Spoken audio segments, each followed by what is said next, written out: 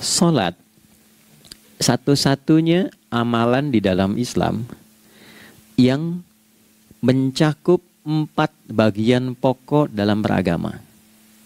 Jadi ketika seseorang menetapkan dirinya beragama dan ciri satu nilai agama itu bernilai benar, ya, dalam nanti kalau kita mau komparasikan atau kita riset, itu ciri pokoknya ada 4. Satu, ada aspek namanya aspek keyakinan, ya, tauhid atau akidah. Nggak mungkin kan beragama kalau nggak yakin. Ya, karena itu pasal 29 ayat kedua itu mengandung nilai keyakinan. Negara menjamin kemerdekaan tiap-tiap penduduk untuk memeluk agamanya masing-masing dan beribadah menurut agama dan kepercayaannya itu. Ya, jadi nggak mungkin kita bisa menghasilkan nilai kepercayaan dan ibadah kalau tidak ada unsur keyakinan. Atau bahasa kitanya disebut dengan iman. Ya, iman itu nanti juga dipaku dalam setiap nilai kebangsaan di konteks Negara Kesatuan Republik Indonesia. Ini yang paling membahagiakan. Jadi mau jadi pegawai apapun itu syarat, ya, salah satu syarat yang melekatnya beriman dan bertakwa kepada Tuhan Yang Maha Esa, gitu kan? Ya, kemarin saya di BPK itu ada 11 bab Romawi, 40 pasal. Ya, di bab yang keempat pasal 13 tentang pemberhentian dan pengangkatan itu ada 11 poin. A sampai K. Di poin B yang keduanya, syarat menjadi bagian dari anggota BPK itu beriman dan bertakwa kepada Tuhan Yang Maha Esa. Baik, di Undang-Undang Pendidikan, Sisdiknas nomor 20 tahun 2003, itu kalau kita baca dari poin menimbang, ada 4, di poin B-nya saja sudah ada iman. Ya, Undang-Undang Dasar 1945 mengamanatkan pemerintah mengusahakan satu sistem pendidikan, ya, nasional yang meningkatkan keimanan dan ketakwaan pada Tuhan Yang Maha Esa serta akhlak mulia, baru mencerdaskan kehidupan bangsa. Ya, secara singkat, satu, agama dianggap benar kalau ada doktrin keimanan, ada akidah, ada tauhidnya. Yang kedua, ada ibadahnya. Ya, sebagai pembuktian kita beriman, buktinya apa? Ya kan? Saya beriman kepada Tuhan, kita tetapkan, misalnya Allah. Apa pembuktian keberimanan kita kepada Allah? Ya, kan pembuktiannya itu mesti diwujudkan dalam bentuk sikap. Sikap itulah yang disebut dengan ibadah. Nah, konsepsi ini ada di Quran surah ke-20 Thaha di ayat ke-14. Innani anallahu la ilaha illa ana fa'budini. Ya, sungguh aku tegaskan bahwa akulah Allah, satu-satunya Tuhan yang layak dipertuhankan dan disembah. Ketika Anda mempertuhankan aku, fa'budni, maka buktikan kebertuhananmu kepadaku dengan menyembahku. Karena itu namanya Allah punya 2 arti. Satu yang dipertuhankan, kan? Ilahun wahid. Yang kedua yang disembah. Ya, jadi yang dipertuhankan dan disembah. Oke. 3. Yang ketiga harus punya unsur praktikal atau implementatif dalam interaksi kehidupan. Ya, jadi bukan cuma nyembah Tuhan, bimbingan kehidupannya apa? Implementasi dari ibadah itu. Ya, ciri umat beragama itu kan bukan hanya sekedar saya yakin, beriman, saya ibadah. Terus bukti ibadah itu dibawa dalam berinteraksi hariannya seperti apa wujudnya. Ya, makanya ketika dulu orang itu jujur, orang itu bangga dengan kejujurannya bukan sebagai orang jujur, tapi sebagai muslim. Jadi ketika ditanya, kenapa Anda jujur? Karena saya muslim. Ketika ada seorang penggembala di Sahara yang sangat gersang, diuji oleh Umar bin Khattab, ingin diambil kambingnya, kan kisahnya viral kan? Baik ya? Oh, tapi ini bukan punya saya. Bilang aja pada tuan Anda, kalau kambingnya hilang 1 dimakan serigala. Lantas di mana Allah? Jawaban itu yang menggetarkan kepada jiwa. Jadi kebenaran yang diungkap dengan sikap kejujuran itu implementasi nilai beragama. Nah, jadi praktek ibadah ada di muamalah.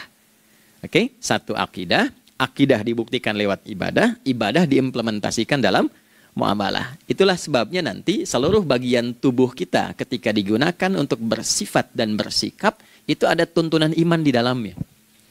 Oke? Misal, saya tanya begini ya. Ini mukaddimah ya, kita belum mulai nih. Saya tanya gini, apa fungsi mata? Tuh kan, sudah keliru kan? Nah, kalau hanya melihat, hewan juga melihat. Ya, coba kambing melihat, ya kan? Elang melihat. Lalu apa bedanya fungsi mata kita dengan mata hewan? Ternyata ketika kita meriset ayat-ayat Al-Quran terkait dengan fungsi tubuh kita, itu rata-rata dibuka dengan iman dulu. Quran surah 24, surah cahaya, Ayat 30 untuk laki-laki, 31 untuk perempuan. Qul lil mu'minin. Ya Muhammad, katakan, viralkan pada pria-pria yang menyatakan dirinya telah beriman. Yaghuddu min absarihim. Gunakan pandangannya itu yang dibimbing oleh imannya untuk melihat yang baik saja menurut standar imannya. Jadi kalau menurut imannya tak baik, nggak boleh dilihat. Karena itu ketika Anda sudah mengatakan asyhadu an la ilaha illallah, asyhadu anna Muhammad Rasulullah, kalimat itu dari lisan turun ke hati, itu jadi cahaya ke bagian tubuh kita. Makanya ketika Anda melihat, itu ada cara pandang tertentu yang dibimbing iman, standarnya beda dengan tanpa iman. Kalau nggak ada iman, semua mungkin terlihat. Tapi ketika ada iman, hati kecil Anda akan bicara, ini nggak baik. Palingkan. Nah, memalingkan dari yang tak baik menurut iman, itu namanya ghaddul basar. Oke, perempuan juga begitu, setara. Wa kullil mu'minati yaghdudna min absarihinna. Dan katakan pada setiap perempuan yang menyatakan dia beriman, maka gunakan pandangan itu dengan bimbingan imannya. Ketika tak baik menurut imannya, palingkan. Ya, Anda lihat kajian di YouTube, terus ada iklan kan? Terus menurut standar iman nggak bagus, itu otomatis akan nggak suka itu. Ya, pasti dipalingkan. Ya. Anda kalau naik pesawat tuh ya, tugas keluar tuh, pertagas tugas keluar. Kalau pramugari lagi demo tuh yang dilihat pramugarinya apa demonya tuh. Nah, iman itu akan bekerja di situ tuh. Ya, palingkan tuh. Nah, sama dari mata turun ke, jangan langsung ke hati aja, ke lisan dulu kan, ya, ke mulut kan. Itu mulut tuh ketika digunakan fungsinya, imannya disebut dulu. Ya, Quran surah 49 ayat 11 misalnya, ya. Ya ayyuhalladzina amanu, imannya dulu. La yaskhar qaumin qaum. Ayat 12-nya la yaghtab ba'dukum ba'dha.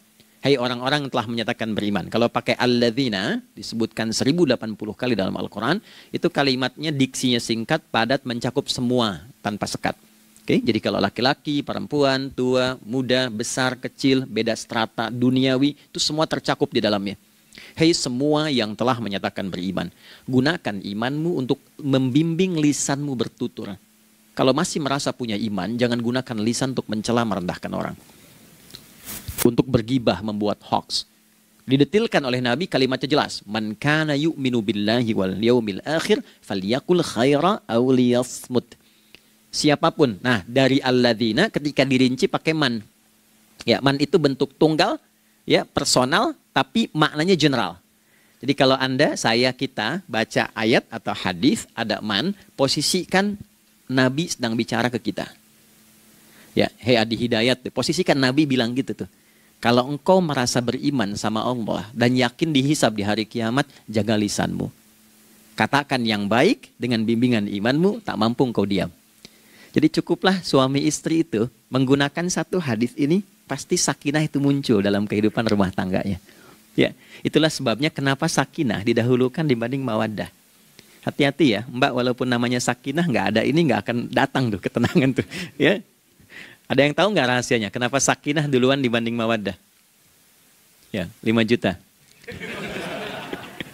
Ya, waktu habis karena padat sekali. Maddah jamaknya mawaddah, rasa kasih yang tumbuh dari pemberian materi. Jadi kalau rumah tangga itu ingin cenderung pada kebahagiaan, boleh berbagi dengan materi. Ya, istri cemberut, ya Anda datang dengan senyuman, sayang, kenapa? Ya, ini emas 2 kilo, ya. Nah itu pasti sehat lagi tuh. Ya, itu mawaddah. Tapi maaf, walaupun Anda mapan bekerja, harta cukup melimpah, ruah, tapi tidak ada ketenangan di rumah tangga, tidak ada sakinah, maka hampa kehidupan rumah tangga itu. Itulah sebabnya kenapa di Quran sakinah lebih dulu dibandingkan dengan mawaddah. Saya tanya ibu deh, ibu pilih mana? Kaya tapi gelisah atau miskin tapi tenang? Oke. Saya paham itu. Saya paham. Suami juga sepakat semuanya. Ya, artinya apa? Kita nggak bisa menghilangkan unsur ketenangan. Oke, itu hanya pembuktian argumentatif ya, supaya kajiannya lebih kepada argumen.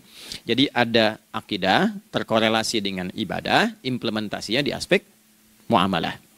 Nah, nanti cara bermuamalahnya diatur lewat akhlak namanya.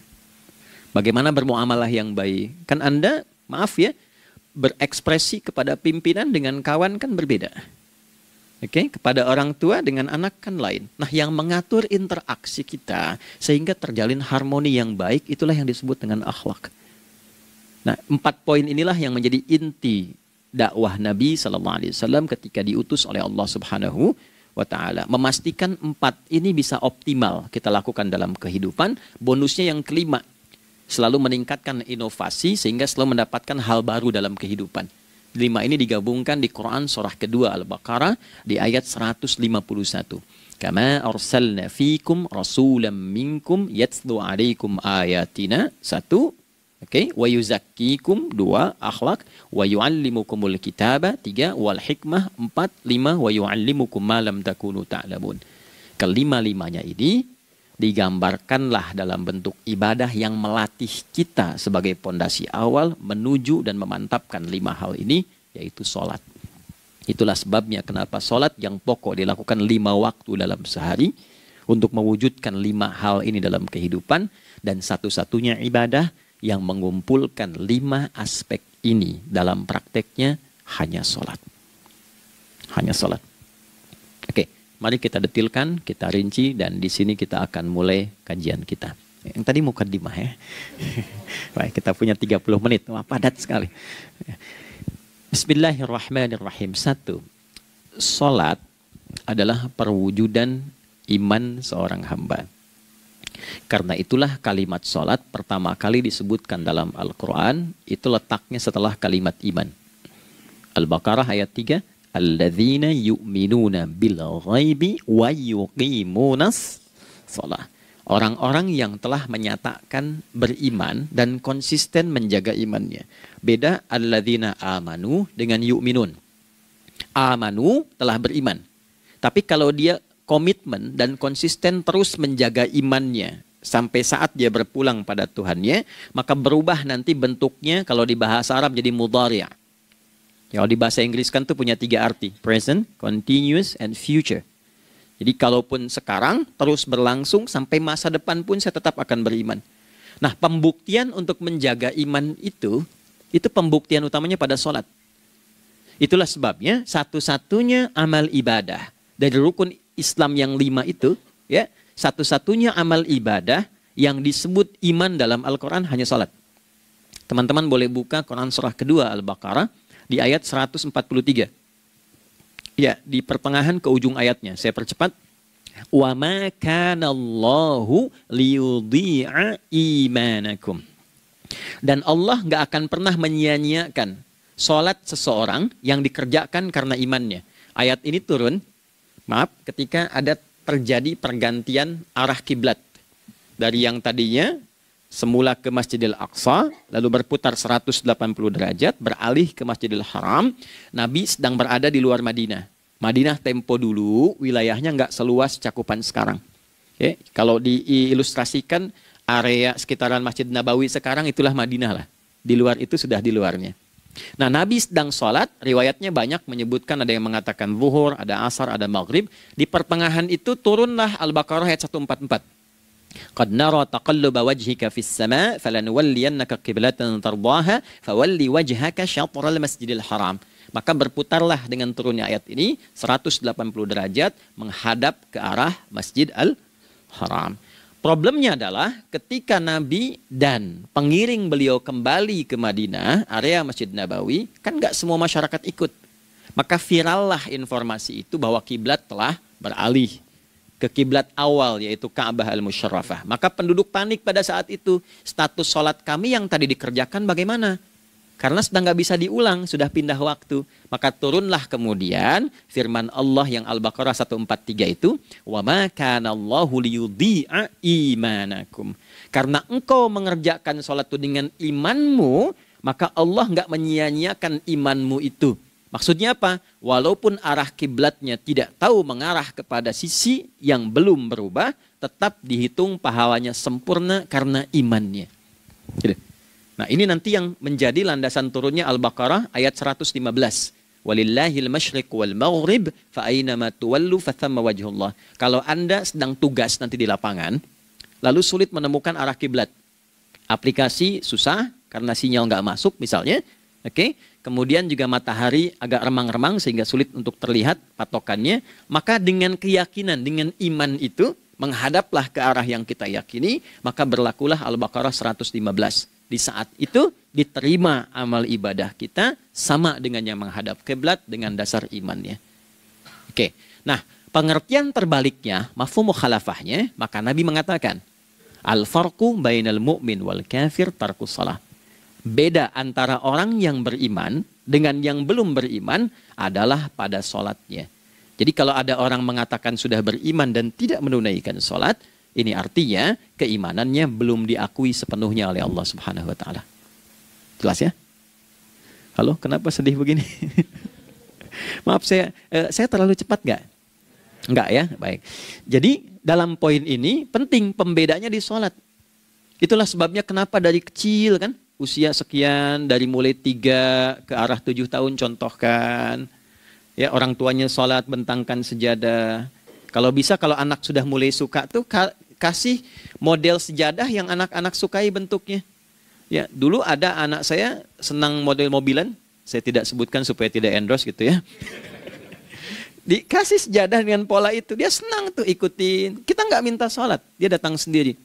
Ya, nanti setelah mulai 7 tahun kan baru diajarkan dengan baik, diajak ke masjid kalau yang laki-laki. Demikian seterusnya. Ya, mengapa dari awal dituntun seperti itu? Untuk memberikan sebuah penguat bahwa penjagaan iman dimulai dari sejak dini. Ya, tapi di Indonesia saya perhatikan kelasnya sudah advance.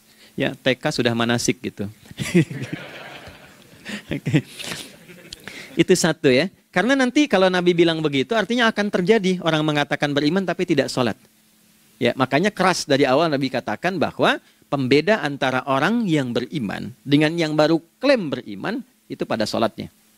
Ya, pada sholatnya. Mengerjakan sholat maka sah status imannya, tidak menunaikan sholat maka bermasalah imannya. Itu poin yang pertama. Yang kedua teman-teman sekalian, ibadah.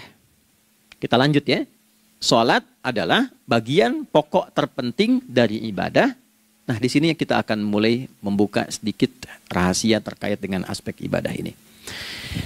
Teman-teman sekalian, ternyata sholat ini ketika oleh Allah diturunkan dalam Al-Quran, dalam konteks penunaian ibadah, bukan berarti hanya mengkoneksikan atau mengkorelasikan hubungannya dengan iman saja, bukan. Karena saya beriman, saya buktikan ibadah nyembah Allah lewat sholat. Dalilnya Quran surah ke-20 ayat 14. Innani anallah la ilaha illa ana. Aku tegaskan akulah Allah, nggak ada Tuhan yang layak dipertuhankan dan disembah kecuali saya. Fa'budni, kalau Anda telah menyatakan beriman padaku, buktikan keberimananmu dengan menyembah saya dalam ibadah. Bentuknya bagaimana ya Allah? Teruskan ayatnya. Wa aqimis sholata. Tunaikan sholat sebagai bukti ibadah. Itu li dzikri, sebagai zikir kepadaku. Jadi korelasi antara ibadah dengan iman, sudah kita sebutkan dalilnya. Sekarang ibadahnya tersendiri ketika ditunaikan, apa manfaat dari ibadah itu? Mengapa mesti ada 5 waktu? Dan apa turunan manfaatnya dalam kehidupan kita? Kalau kita mengerjakan itu, dampaknya kepada kehidupan kita apa? Nah, inilah indahnya di dalam Islam, dijelaskan dalilnya, diberikan contohnya, diberikan alasannya, dan yang paling indah, diberikan penjelasan dengan detail tentang manfaat-manfaatnya. Ini tidak ditemukan di dalam konsep keyakinan manapun. Kalau teman-teman boleh mau riset, silahkan. Ada nggak satu keyakinan agama tertentu yang dari ibadahnya itu diatur? Cara memulainya, bacaannya, detailnya, manfaatnya, waktunya, sampai dengan hasilnya, sampai kiamatnya. Ini menunjukkan bukan karya manusia. Bukan karya manusia. Kalau karya manusia, setiap orang bisa buat itu. Ya, ketika ini menunjukkan bukan karya manusia, maka pertanyaannya dengan cara apa lagi Allah memberikan pembuktian pada kita bahwa Ia Tuhan yang hak yang harus kita sembah.